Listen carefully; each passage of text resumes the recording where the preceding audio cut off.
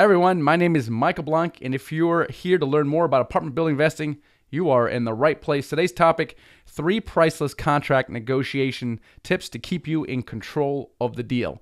So let's get right into the teaching. So having bought dozens of single-family houses and negotiating commercial real estate, multifamily, and even restaurant contracts, I have made, first of all, I've learned a lot of it through mistakes that I've made.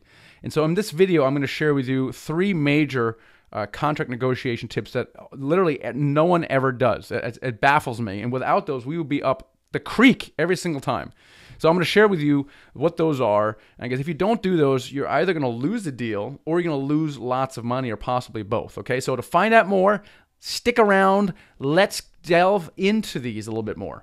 So the problem is with a lot of these contracts is that some of them are standard. So if you're used to buying single-family houses, they're all going to be the MRIS contracts. Sometimes brokers like Marcus and Millichap have their own contracts. They have these standard contracts like fill-in-the-blank kind of things. Or 3, most commonly, is the contract is provided by the seller. Okay, now if you can avoid the standard contracts and you can get your attorney to provide the purchase and sales agreement, it will help. But even with that, most attorneys don't know about these 3 tips I'm going to tell you right now, so you got to make sure that they're in the contract. So, without further ado, let's get into these three ones. Number 1 is use days, not dates. Okay, so what does this mean? So, in a contract, there are major milestones. For example, when the deposit is due, when due diligence expires, or when it starts, when you have to close by, things of that nature. So the problem with that is, what if there are delays? What if there are delays for any reason whatsoever, and you put hard dates in there, April 15th or whatever, or the case may be. But let's say a particular party takes longer than they should, and let's say it's the lender. You have in there that within 30 days. You have to have a loan approval of some sort or something like that. Now, if there's a delay in whatever milestone you set, okay, there's a delay, then it should push everything back, but the contract does not allow for it, which means you eat into the different milestones of a contract. So there are a variety of places inside the contract, and the fill-in-the-blank ones specifically are specific dates. That's what they're meant for. Write in a specific date. Don't do that. Go through and use days from something else, days from this date, or this event. So use days, not dates. The second one is somewhat related to that, but also separate. Tip number 2 is to properly define the length of your due diligence period, specifically when it starts. So imagine the scenario where you say, I have 30 days for a due diligence period from the ratification of this contract. That's the standard language, okay, which is all fine and dandy, but what if it takes the seller 14 days to deliver all the documents that you requested to you? Well, that now shrinks your due diligence periods from 30 days to 14. Can you do due diligence in 14?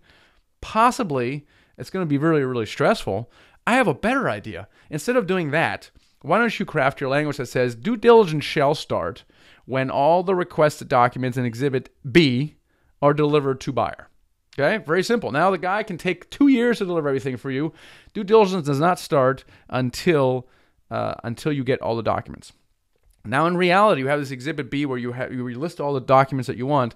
In reality, sometimes the seller does not have all of them or can't produce them in an acceptable period. Now, you could, by contract, you could drag this thing out forever, okay? But you don't want to do that. So at one point, when you feel like you have like 90% of what you feel is necessary, you then declare to the broker and the seller that as of today, due diligence starts. Now, you got to do that anyway, because in the brokers' and sellers' minds, they're still thinking from the date of ratification, and they will likely forget what you put in the contract. So you have to remind them, oh, by the way, thank you for all the documents. It's been 12 days. Just wanted to let you know that today, the 30-day due diligence period starts. They might be surprised, and then they'll be reminded that, oh, yeah, that's what we agreed to. Okay, so make sure that's so important, guys, okay? So important. I very rarely see this, and it creates all the stress unnecessarily so. It's unbelievable. So that's tip number 2. Tip number 3 is to build in at least one contract extension, ideally an infinite amount of contract extensions. What are those things? Let's say you agree to a 45-day closing, or let's say 60-day closing, and all of a sudden your lender needs more time, and it's almost always the lender, okay? The lender needs more time. They're requesting more documents. Someone goes on vacation. Then the flight was delayed. The inspection is delayed, and the appraisal is delayed, and they need more documentation. The committee is on break. Whatever. They need more time. They need, I don't know, 4 more days.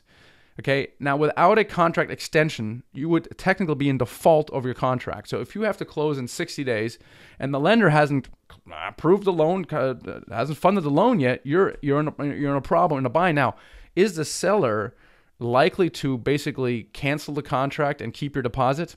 Maybe.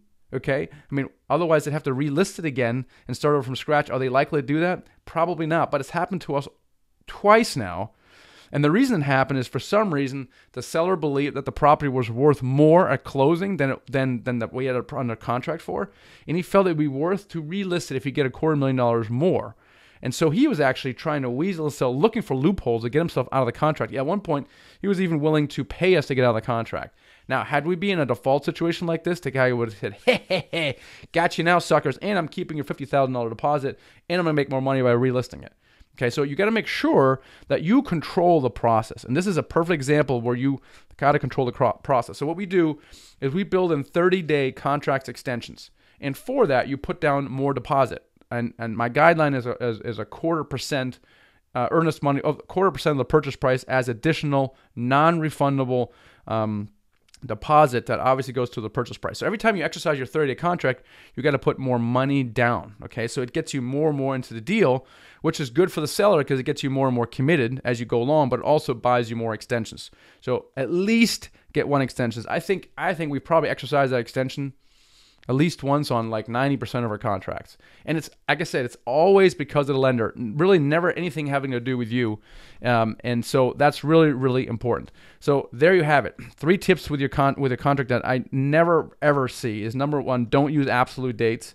Number 2 is clearly define when your due diligence period starts, which is when you get all of the due diligence documents you requested. Number 3, always build in at least 1 contract extension that you can exercise at your discretion only. That's all I got today. If you guys love the training, let me know in the comments below. Love to hear from you. Also, let me know any questions you have or any comments you have.